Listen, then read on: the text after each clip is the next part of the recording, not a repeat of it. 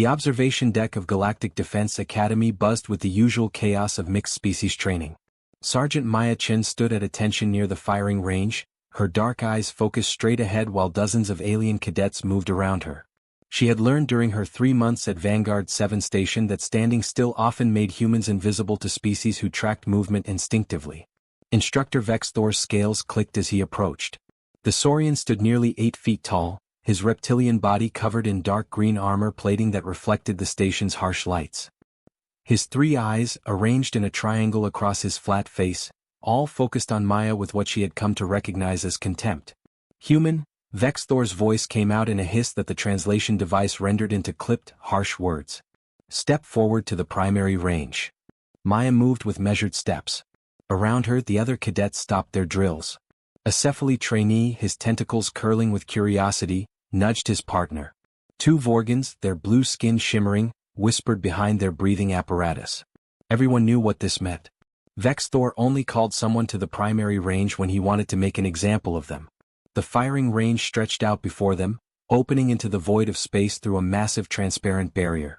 Beyond the safety field, stars glittered against the endless black. Training drones moved through the darkness, their paths carefully calculated to simulate combat scenarios. "Tell me, human," Vex Thor said, his voice loud enough for every cadet to hear. "How many confirmed hits does your species claim in the Coalition records?" Maya kept her face neutral. "Earth has not yet joined the Coalition, instructor. We have no official records." "Precisely." Vex Thor's mouth split into what might have been a smile, showing rows of sharp teeth. "And do you know why Earth continues to be denied entry into the Galactic Defense Coalition? Multiple reasons have been cited, instructor. Let me simplify for your simple human brain." Vex Thor walked in a slow circle around Maya. "Your species lacks the biological precision required for modern warfare. Your hands shake. Your eyes can only see in a limited spectrum. Your neural processing speed is painfully slow compared to proper military species." A few cadets made sounds that might have been laughter.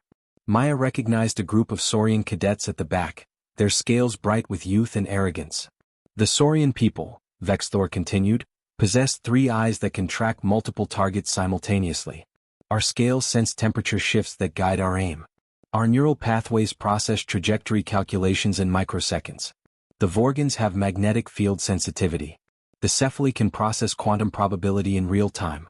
Even the Torken, for all their bulk, have reflexes that put human capability to shame." Maya said nothing. She had heard variations of this speech before from Vex Thor and others. The galaxy was old and humanity was new. That made them suspect, inferior, unproven. "But perhaps," Vex Thor's voice took on a mocking tone, "I am being unfair. Perhaps I judge without evidence. So let us test this human precision you claim to possess." He moved to the range control panel, his clawed hands dancing across the holographic interface. The lights in the observation deck dimmed slightly. In the space beyond the barrier, a single drone activated. It was small, barely visible against the starfield, painted matte black to absorb light. "A simple exercise," Vex Thor announced. "The target will move at standard combat evasion speeds. Distance, 3 kilometers. You will fire 1 shot with a standard Coalition pulse rifle. If you hit the target, I will personally recommend Earth's application to the Coalition command." Maya felt the weight of every eye in the room on her. She approached the weapon rack and selected a pulse rifle. The weapon felt wrong in her hands immediately. The grip was too large, designed for 3-fingered Saurian hands. The scope sat too high for human eyes. The weight distribution assumed a different center of gravity. "Oh, I forgot to mention," Vex Thor's voice dripped with false apology. "This will be conducted in zero-gravity simulation. And we will activate stellar wind interference, as you would encounter in actual combat near a star system. Surely these conditions will not trouble someone claiming military precision?" Maya checked the rifle's charge and sighting mechanism. Around her, she heard whispers in a dozen languages, most of which her translator picked up. "The human will miss by kilometers. This is cruel. Even a trained Saurian would struggle with those parameters. Why does Vex Thor waste our training time on this demonstration?" Maya walked to the firing position, a small platform that extended slightly from the main deck. The zero-gravity field activated around her, and she felt her stomach lurch as the station's artificial gravity cut out in the designated zone. She had trained for this, but it never got comfortable. Through the scope she could barely see the target. It moved in irregular patterns, simulating a ship trying to evade fire. The stellar wind simulation added random fluctuations that would push her shot off course. At 3 kilometers, even a millimeter of error at the barrel would translate to meters of miss at the target. "Whenever you are ready, human," Vexthor said. "Or you may admit that this task is beyond your species' capability. I will understand. Biology is not something we can overcome with wishes and hopes." Maya adjusted her floating position, using small movements of her arms and legs to stabilize herself. She brought the rifle to her shoulder, feeling the awkward angle of the stock against her collarbone. The scope pressed against her eye at the wrong height, forcing her to crane her neck. She took a breath. Let it out slowly. Her grandfather's voice came back to her from childhood hunts in the Montana mountains. "The mountain doesn't care about your hurry, Maya girl. The deer doesn't care about your schedule. You wait. You watch. You become part of the moment. Is there a problem?" Vexthor's voice cut through her focus. "Perhaps the weapon is too complex for human understanding?" Maya ignored him. She watched the target through the scope, tracking its movement. Random, they had said. Evasive patterns, they had claimed. But nothing in the universe was truly random. Everything followed patterns. Wind had rhythm. Machines had programming. Even chaos had rules if you watched long enough. Seconds ticked by. Then a minute. The observation deck grew quiet. Even the mocking whispers stopped. Maya felt the station's rotation beneath her, a subtle motion most species never noticed because their inner ears processed it out. She felt the stellar wind simulation as it pulsed through the firing zone in waves. She watched the target move and she began to see it. Not random. A pattern. Complex, yes, but repeatable. "Any time now, human," Vexthor said, but his voice had lost some of its mockery. Something in Maya's absolute stillness was making him uncomfortable. Maya took another breath. Her finger rested gently on the trigger, no pressure yet. Just contact. Just connection. The target moved through its pattern. Left, up, diagonal, pause, right. The stellar wind pulsed. Strong, weak, strong, weak. She waited. "Perhaps this proves my point," Vexthor said to the assembled cadets. "The human freezes under pressure. Unable to even attempt the—" Maya fired. The pulse of energy left the rifle with a sound like tearing fabric. It crossed the 3 kilometers of space in less than a second. Every eye in the observation deck followed its path. The shot struck the target dead center. The drone exploded in a small flash of light and debris. Silence filled the observation deck. Complete, absolute silence. Maya lowered the rifle and looked at Vexthor. She did not smile. She did not gloat. She simply met his 3-eyed stare with her 2-eyed calm and said, "I believe you mentioned a recommendation to Coalition Command Instructor." The silence in the observation deck lasted exactly 4 seconds before Instructor Vexthor's voice cut through it like a blade. "Luck," he announced, his scales rippling with barely contained rage. "Pure statistical chance. Any species can succeed once through random probability." Maya set the rifle back on the rack carefully. Her hands were steady, though her heart pounded hard enough that she worried the Vorgans might hear it with their enhanced hearing. She had made the shot, but she knew what was coming next. 3 days, Vexthor continued, turning to address the entire assembly. "In 3 days we will conduct a proper assessment. Multiple targets. Increased difficulty. Under full scrutiny of the Academy Board." His 3 eyes fixed on Maya again. "Let us see if human luck holds when the stakes are real." The cadets dispersed slowly, many casting glances at Maya as they left. Some looked curious. Most looked skeptical. A few of the Saurian cadets made gestures that her translator did not bother to interpret, though their meaning was clear enough. Maya returned to her assigned quarters in the human section of the station. The room was small, designed for species that did not need much space. She sat on the narrow bunk and finally allowed her hands to shake. One shot. One impossible shot. And now she had 3 days to prove it was not luck. She pulled up the technical specifications for Coalition pulse rifles on her data pad. The information was publicly available, but it might as well have been written in pure mathematics. Recoil compensation ratios. Quantum probability targeting algorithms. Energy dispersal patterns designed for Saurian neural processing speeds. "You are reading the wrong manual," a voice said from her doorway. Maya looked up to see a cephaly floating in the corridor. His body was roughly spherical, about a meter across, covered in smooth blue-gray skin. 8 tentacles extended from his lower half, 2 of which held a data pad of his own. His large black eyes, arranged in a ring around his upper body, all focused on her at once. "I am Taurus," he said. His species did not have vocal cords. Instead, they vibrated specialized organs to produce sound. The effect was like listening to someone speak through water. I am Engineer 3rd Class, assigned to weapons maintenance. I did not request maintenance, Maya said carefully. Fraternizing with other cadets outside of official training was not forbidden, but it was not exactly encouraged either. No, Taurus agreed. But you will need help regardless. May I enter? Maya hesitated, then nodded. Taurus floated into the room with the easy grace of a species that had evolved in zero gravity. He settled near her desk, his tentacles curling underneath him. The rifle you used today, Taurus began without preamble, was designed 17 cycles ago by the Saurian Military Engineering Corps. It assumes the user has 3 eyes for triangulated targeting, scales that sense temperature gradients for wind reading, and neural processing that calculates trajectories in 0.03 seconds.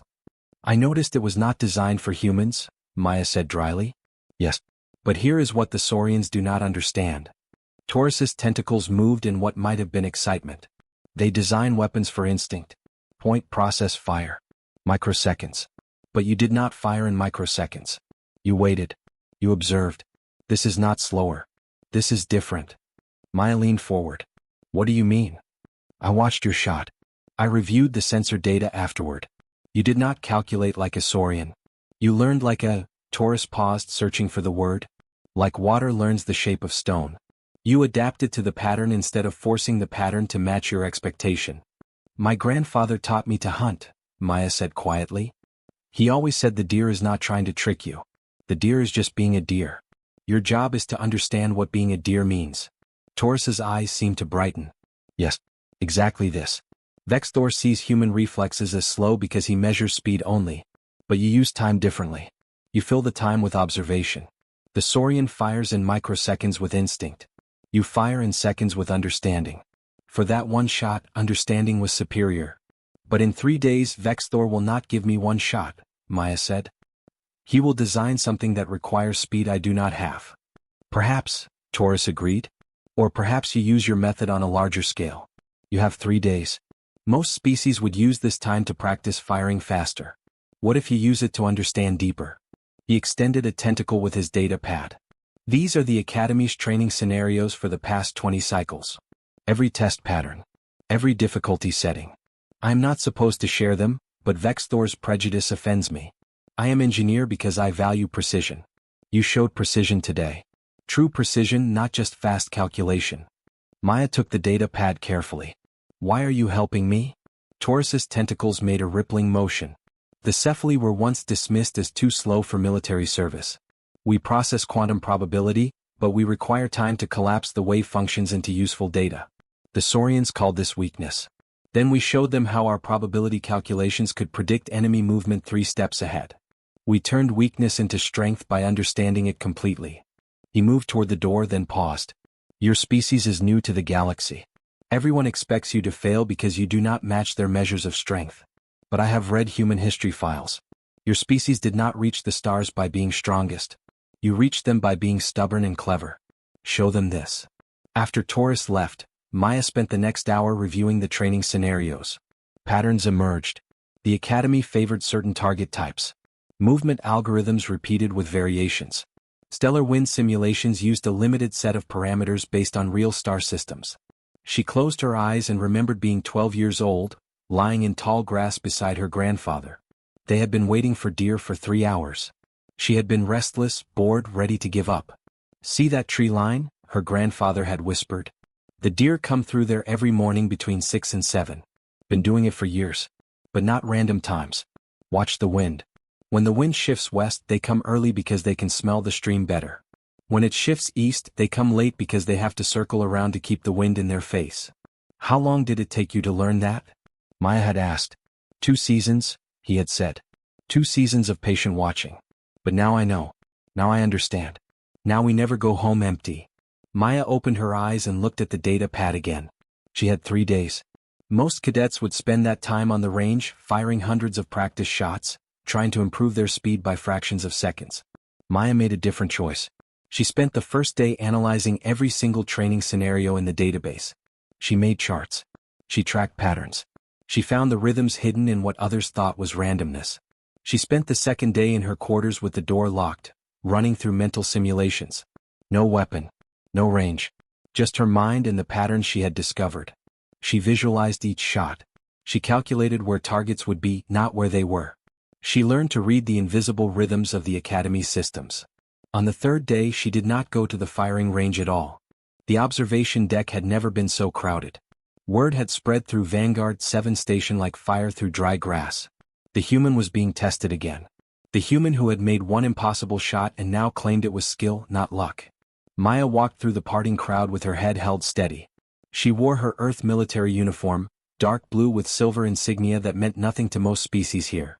Around her, cadets from a dozen worlds whispered in languages her translator struggled to keep up with.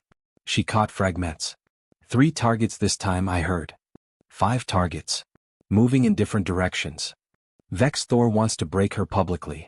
The instructor himself stood at the range control panel, his scales gleaming under the observation deck lights. Next to him stood 3 members of the Academy board. An elderly Vorgan with faded blue skin. A Torken whose bulk made the deck vibrate with each breath. And a Saurian female whose scales carried the silver marking of high command. Sergeant Chen, Vex Thor's voice boomed across the deck. You have arrived. How considerate of you to finally appear. Maya had spent the morning in meditation, not practice. She knew this would anger him. Good. Angry people made mistakes. I am here, instructor, she said simply. Indeed you are. And so is the entire Academy, it seems. Everyone wants to witness this historic moment. Vex Thor's tone made clear he expected history to record her failure. Let me explain today's assessment for those who may not understand the technical parameters. He activated the holographic display. In the space beyond the safety barrier, 5 drones appeared. They were smaller than the one she had hit 3 days ago and they moved faster. 5 targets, Vex Thor announced. Each moving independently on combat evasion protocols. Distance, 3.5 kilometers. Time limit, 2 minutes. Stellar wind interference set to maximum recorded levels from the Helix Nebula conflict zone. 0 gravity conditions maintained throughout. The crowd murmured. Maya heard a Cephaly voice say, that is advanced certification level. That is not fair for a basic assessment. Additionally, Vex Thor continued, raising his voice, Sergeant Chen will be required to hit all 5 targets. Not 1. Not 3. All 5. Because military precision, real precision, does not succeed sometimes. It succeeds always. The Vorgan on the Academy board shifted uncomfortably. Instructor Vex Thor, perhaps we should discuss the parameters. The parameters are set, Vex Thor cut him off.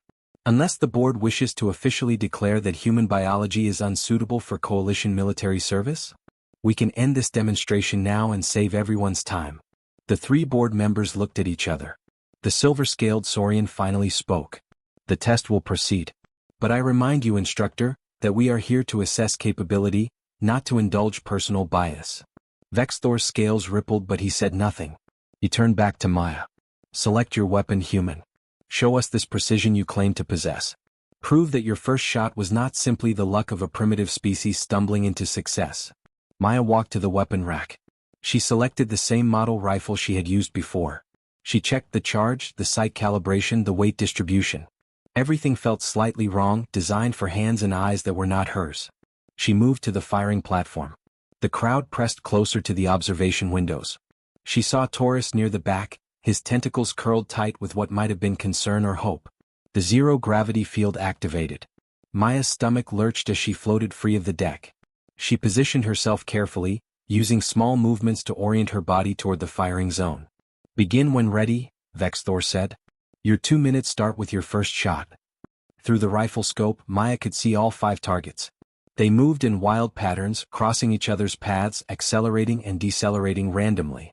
The stellar wind simulation was visible as distortion waves in space, powerful enough to knock a shot off course by meters.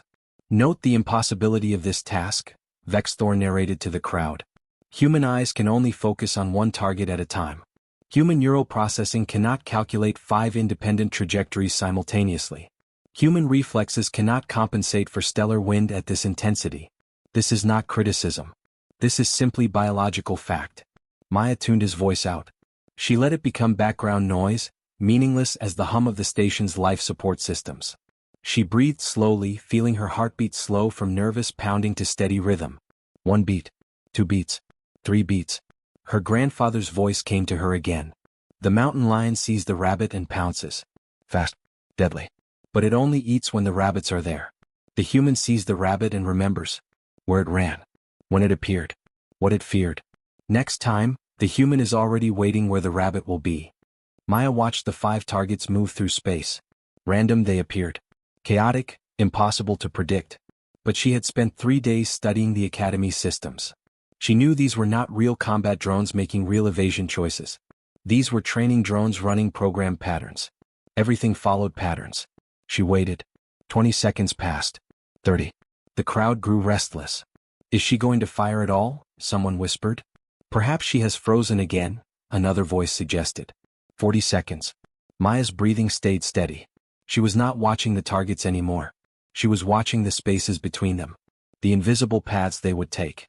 The patterns emerging from apparent chaos. 50 seconds. This is pathetic, Vexthor announced. The human cannot even attempt the... Maya fired.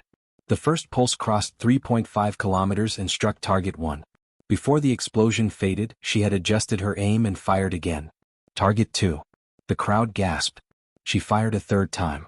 Target 3 erupted in a flash of light and debris. Her breathing never changed. Her hands never shook. She fired the 4th shot. The 5th shot. 5 targets. 5 shots. 14 seconds total. The observation deck erupted. Not in applause, but in confused noise that her translator could not sort into meaning. Cadets shouted in their native languages. Some argued.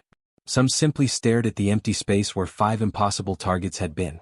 Maya lowered the rifle and floated back to the deck as the gravity field reactivated. Her legs felt weak as real weight returned, but she stayed standing. Vexthor's mouth hung open, showing all his sharp teeth. His 3 eyes were wide, 2 focused on Maya and 1 on the control panel as if it might have malfunctioned. Impossible, he finally said. 5 targets. Humans cannot process 5 independent variables simultaneously. There must be. Luck? Maya asked quietly. 5 times in a row? The silver-scaled Saurian from the Academy board stepped forward. Her voice was measured, controlled. Instructor Vexthor. I believe we have sufficient data for our assessment. Sergeant Chen has demonstrated. No, Vexthor interrupted. His voice was sharp, desperate. No. This proves nothing. Machine assistance. Hidden technology. Some human trick we do not yet understand. Give me one more test. One more. I will design something that cannot be cheated. The board member's scales rippled with what might have been anger. Instructor. One more test, Vexthor repeated. Tomorrow. I will create a scenario that will reveal the truth of human limitation. I will stake my position at this academy on it. Maya met his 3-eyed stare calmly. I accept, she said. The next morning, Maya found a data packet waiting outside her quarters. No signature. No message. Just raw technical specifications for what Vexthor had planned. She opened it and felt her stomach tighten. 10 targets. Variable distances from 2 to 5 kilometers. Random size variations. Electromagnetic interference that would make the rifle's targeting system unreliable. Solar flare simulation that would create visual distortion. And a time limit of 90 seconds. A small note was attached in text. He is trying to destroy you. This is beyond advanced certification. This is beyond reasonable assessment. The board will stop this. Taurus. But when Maya arrived at the observation deck, the board members were not present. Only Vexthor stood at the control panel, along with 3 other instructors. 2 Saurians and a Torken whose gray skin seemed to absorb light. The deck was even more crowded than yesterday. Cadets packed every available space. Some had clearly been waiting for hours to secure viewing positions. Sergeant Chen, Vexthor greeted her with a voice that dripped false politeness. I am pleased you chose to attend. After yesterday's remarkable performance, I felt compelled to design a more appropriate challenge for your clearly exceptional abilities. The board approved this? Maya asked. The board trusts the judgment of senior instructors, the Torken instructor rumbled. His voice was so deep it made Maya's bones vibrate. We have determined that yesterday's test was insufficiently rigorous. A proper military assessment requires maximum stress conditions. Maya looked at the 3 instructors. They stood together, unified. She understood immediately. This was not about her anymore. This was about them protecting their belief system, their hierarchy, their conviction that humans did not belong among the elite military species. I see, Maya said. What are the parameters? Vexthor's smile showed too many teeth. 10 targets. Various distances and sizes. Full combat interference including electromagnetic disruption and solar radiation simulation. You will have 90 seconds. And because I am feeling generous, you only need to hit 7 of the 10 targets to pass. 7 of 10 is 70%, Maya said. Military pass standard is 85%. For established coalition species, yes, the female Saurian instructor said. For probationary species seeking admission, we require proof of capability under adverse conditions. Consider this an opportunity to exceed minimum standards. Maya walked to the weapon rack. Behind her, she heard whispers. This is designed to fail her. Electromagnetic interference will make the scope nearly useless. Even a master Saurian sniper would struggle with these conditions.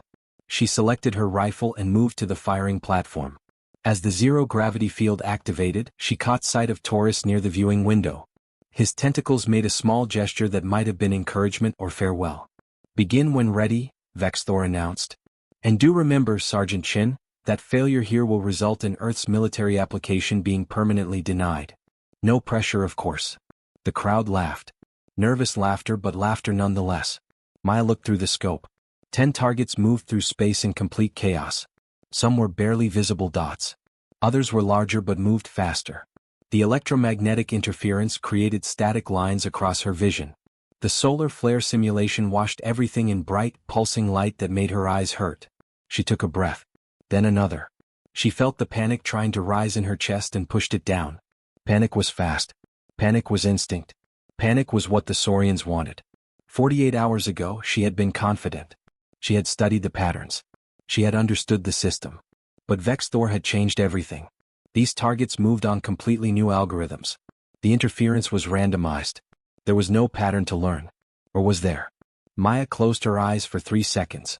In the darkness behind her eyelids, her grandfather's voice spoke again. "My girl, you remember when that storm came through and scattered the deer? You cried because all your learning was useless.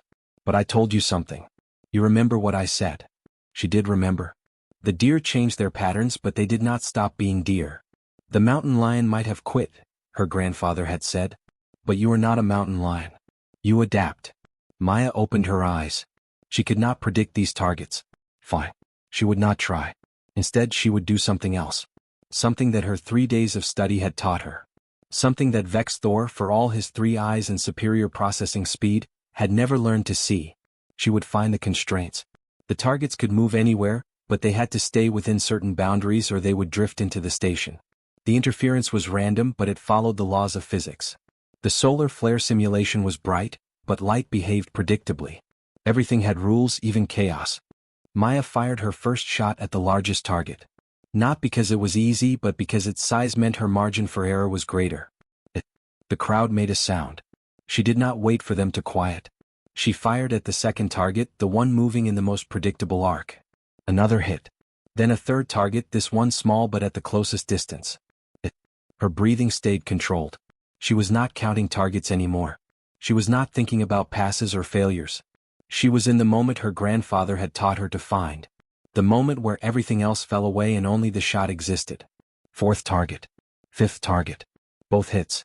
The observation deck was completely silent now except for the sound of her rifle firing. 6th target. This one was at maximum range, barely visible through the interference. Maya took an extra second, waited for the solar flare to pulse, and fired in the brief darkness that followed. 7 targets down. She had passed the requirement. The crowd knew it. Vexthor knew it. Maya kept firing. 8th target. 9th target. Both hits. Only one remained and it was the hardest. Smallest size, maximum range, moving erratically behind the worst of the electromagnetic interference. She had 15 seconds left. She could stop. She had exceeded the requirement. But something in her refused to leave a target standing. Not because Vexthor demanded it.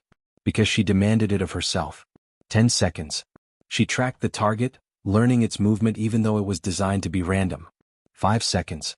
She saw the pattern within the chaos, the tiny constraint that limited where it could go next. 2 seconds left. Maya fired.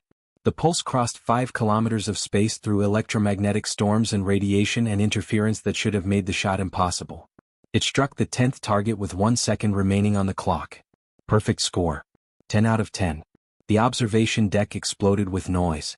Cadets cheered, argued, shouted in confusion and amazement.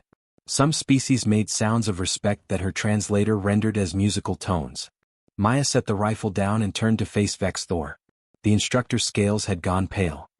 His 3 eyes were unfocused as if he could not process what he had witnessed. The female Saurian instructor stepped forward. Her voice was tight. This is not possible. Human neurobiology cannot. Cannot what? Maya asked quietly. Cannot adapt? Cannot learn? Cannot succeed when you design failure? There must be an explanation, the Torken instructor insisted. There is, Maya said. I am a human. We are very good at doing things everyone says we cannot do. It is practically our species' defining characteristic. Vexthor finally found his voice. It came out as barely more than a whisper. You will teach me. The crowd went silent. What? Maya asked.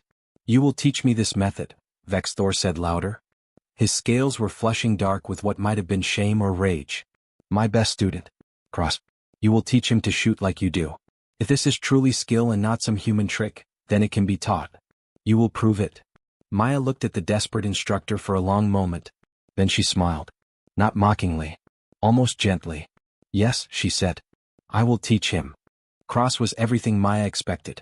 Young, arrogant, and convinced that his Saurian biology made him superior to any human who had ever lived.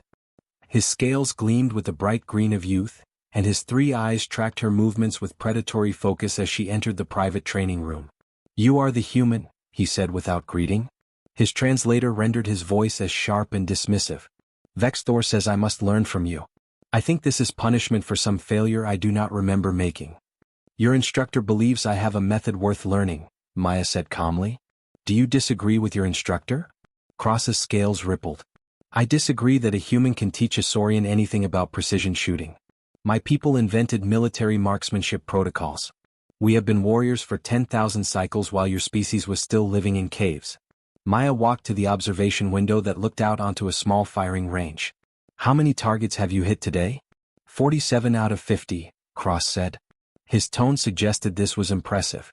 94% accuracy. Above military standard. And how long did it take you? 3 minutes, 12 seconds. Maya nodded. Fast. Efficient. Your biology serves you well. Your 3 eyes track multiple targets. Your neural processing calculates trajectories instantly. Your reflexes are 3 times faster than mine. Finally you speak truth, Kross said. So why did you miss 3 targets? The question hung in the air. Kross's scales flushed slightly darker. Random variance. Equipment calibration. Statistical probability dictates. You missed because you relied entirely on instinct, Maya interrupted. Your eyes saw. Your brain calculated. Your finger pulled the trigger. All in microseconds. Faster than I could ever hope to match. Yes. So what can you possibly teach me? Maya turned to face him fully. I can teach you why I did not miss any targets. Not yesterday. Not the day before. 0 misses. Not because I am faster than you, but because I am slower. Kross made a sound that might have been laughter. This makes no sense. Slower is weaker. Is it? Maya gestured to the firing range. Set up a scenario. Any scenario you choose. Make it hard. Make it something you would barely pass. Kross's eyes brightened with competitive interest. He moved to the control panel and programmed a sequence. 6 targets appeared in the range, moving in complex patterns with interference and distance variations. This is advanced certification level, Kross said. I can hit 5 of 6 on a good attempt. Show me, Maya said. Kross took his position, raised his rifle with fluid grace and fired. His movements were beautiful in their efficiency. Point, track, fire. Point, track, fire. Each shot took less than a second. When he finished, 5 targets were destroyed. 1 remained intact. You see, Kross said. 5 of 6. This is excellent performance for this difficulty level. Now watch me, Maya said. She took the rifle from him and moved to the firing position. I want you to pay attention not to my speed but to my stillness. She raised the rifle and did nothing. 5 seconds passed. 10 seconds. 15. Are you going to shoot? Kross asked impatiently. Maya said nothing. She watched the targets move through their patterns. Her breathing was slow and steady. Her body barely moved at all. 20 seconds. 25. 30. This is waste of time, Kross said. The targets will complete their cycle and reset. At 32 seconds, Maya fired her first shot. 2 seconds later, her second shot. Then third, fourth, fifth, and sixth in rapid succession. All hits. Total time, 40 seconds. But only 8 seconds of actual shooting. She lowered the rifle and turned to Kross. I was slower than you. Much slower. But I hit all 6 targets. Do you understand why? Kross's 3 eyes were all focused on her now, his earlier arrogance replaced with confusion. You waited. But why? What did waiting accomplish? Come here, Maya said. She pulled up a replay of both their attempts on the range display. Watch your pattern. You fired at each target as soon as you acquired it. Fast, efficient. But look here. She pointed at his third target. This one was accelerating when you fired. Your calculation was perfect for where it was, but by the time your shot reached it, it had moved just enough. Mississippi. But I cannot wait, Kross protested. My training is to fire as soon as trajectory is calculated. Speed is everything in combat. Speed is one thing in combat, Maya corrected. Not everything. Now watch my attempt. I did not fire at targets when I saw them. I fired at targets when I understood where they would be. She showed him the replay in slow motion. See this target? It was moving in a curve. I waited until the curve reached its apex, the moment where it would pause before changing direction. Easy shot. This target here? I waited until it crossed paths with this other target, giving me 2 possible hits with 1 slightly adjusted shot. Kross studied the replay. His scales shifted colors slightly, indicating deep thought. You use time as a weapon. I use time as a tool, Maya said. Your instinct is faster than mine. I cannot compete with your biology, so I do not try. Instead, I use the time you do not think you have. I fill that time with observation, understanding, patience. But in real combat, the enemy does not stand still, Maya agreed. But they also do not move randomly. Everything follows patterns. Ships have momentum. Pilots have habits. Weapons have reload cycles. If you only rely on seeing and calculating, you miss these patterns. But if you observe, if you understand, you can predict. She handed him the rifle. Try again. But this time do not fire immediately. Watch the targets for a full cycle. Learn their patterns. Then fire. Kross took the rifle reluctantly. This went against every instinct, every training protocol he had ever learned. But he raised the weapon and waited. It was clearly painful for him. His scales rippled with the effort of suppressing his natural reflex to fire. Seconds ticked by. Maya could see him struggling, his 3 eyes tracking targets with increasing frustration. Do not count time, Maya said softly. Time is not your enemy. Ignorance is your enemy. Watch. Learn. Then act. Kross took a shaking breath. He continued watching. And slowly Maya saw something change in his posture. His scales settled. His grip on the rifle relaxed slightly. He was no longer fighting his instinct. He was channeling it into observation instead of action. At 45 seconds, Kross fired his first shot. Then quickly fired 5 more in succession. All 6 targets destroyed. He lowered the rifle and stared at it as if it had betrayed him. I hit all of them. Yes. By being slower. By being thoughtful, Maya corrected. Speed without understanding is just movement. Understanding without speed is just theory. You have speed. I taught you understanding. Together they make precision. The door to the training room opened. Vexthor entered, followed by the silver-scaled Academy board member. They had been watching through the observation system. Vexthor's scales were a color Maya had not seen before. Pale gray, almost white. His voice was quiet. You taught him in 1 session what I could not teach him in 3 cycles of training? You taught him speed, Maya said. Speed is valuable. I just showed him what to do with the time between shots. The board member stepped forward. Sergeant Chen. The Coalition Defense Command has reviewed your performance over the past 4 days. Earth's military application has been approved. Furthermore, we would like to offer you a permanent position as precision training instructor at this academy. Maya felt the weight of the offer. A position at the most prestigious military academy in the galaxy.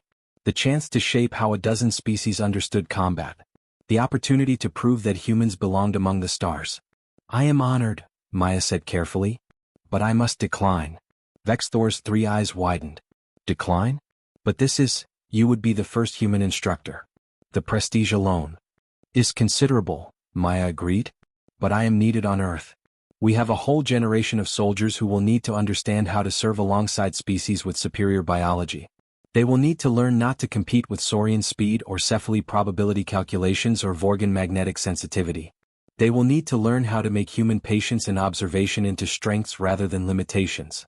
She looked at Kross. Your student learned in 1 day. My species has much to learn in much less time. The board member's scales shifted in what might have been respect. We understand. The offer remains open should you change your mind. As Maya prepared to leave Vanguard 7 Station 2 days later, Taurus appeared at her departure gate. His tentacles carried a small case. A gift, he said. I designed this during your testing. A rifle scope optimized for human biology. 2 eyes instead of 3. Processing speed matched to human neural patterns. I thought perhaps you would need it, but you proved you do not. You succeeded with tools designed for other species. Still take it. Maybe other humans will benefit. Maya accepted the case carefully. Thank you, Taurus. For everything. The data files. The encouragement. The belief that human methods had value. You did not just prove human methods have value, Taurus said. His large eyes seemed to shimmer. You proved that precision has many forms. Speed is one form. Patience is another. The galaxy believed only the fast could be precise. You taught us that the thoughtful can be even more precise. This is a gift to all species who were told they were too slow to matter. Maya smiled. I just showed them what my grandfather taught me. The mountain lion is faster than the human. But the human eats more regularly. As her transport departed Vanguard 7, Maya looked back at the station through the viewport. Somewhere in there, Kross was probably practicing her methods. Vexthor was probably trying to understand how his fundamental assumptions about biology and capability had been so wrong. And Taurus was likely designing more human-optimized equipment. She had come to the Academy as a test case. A representative of a species seeking approval. She was leaving as something else. A teacher who had shown the galaxy that there were more ways to be excellent than they had imagined. Her grandfather would have been proud.